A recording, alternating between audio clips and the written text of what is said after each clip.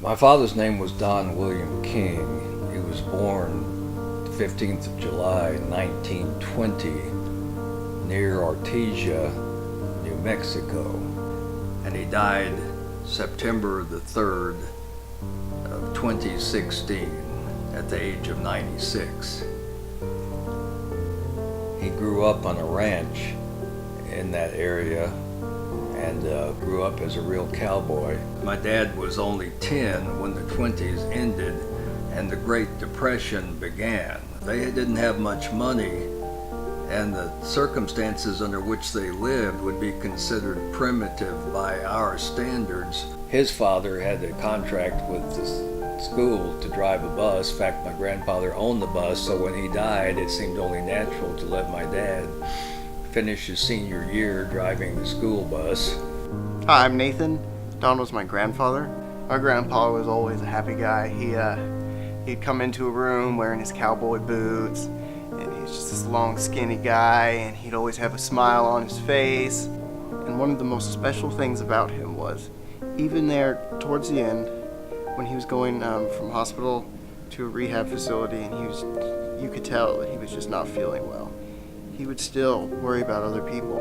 He was more concerned about what other people were doing than drawing attention to himself or worrying about himself. My grandmother decided she had to sell the ranch, so my dad decided that he would make the military his career, so he joined the Army Air Corps in 1939.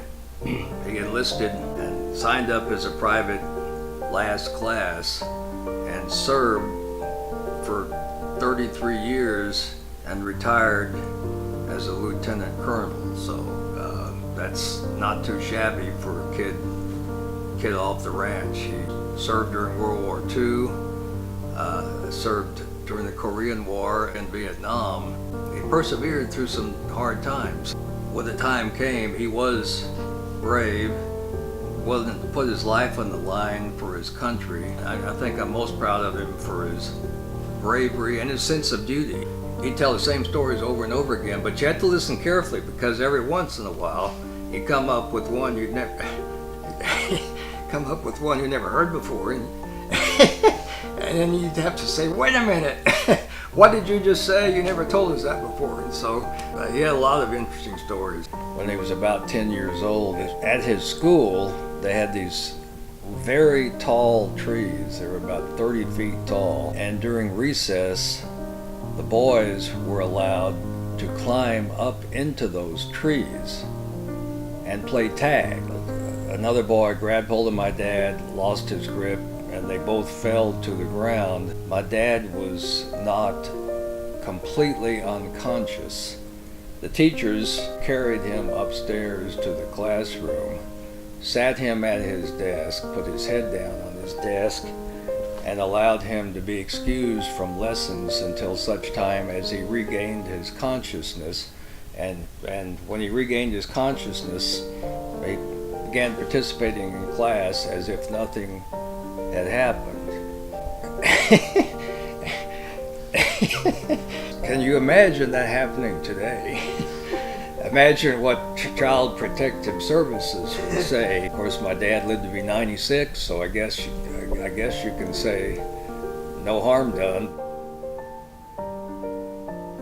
You hear a lot of times there, I never heard that my dad, that he never said, I love you. And my grandpa was never afraid to say, I love you. And I know he told that to my dad, he told that to me and all of his other grandchildren. He made sure that they knew that they were loved. And that's a really special thing to me. And I like to think, as I said when I did his eulogy at his funeral, that at the resurrection he will hear his Savior say, well done, my good and faithful servant.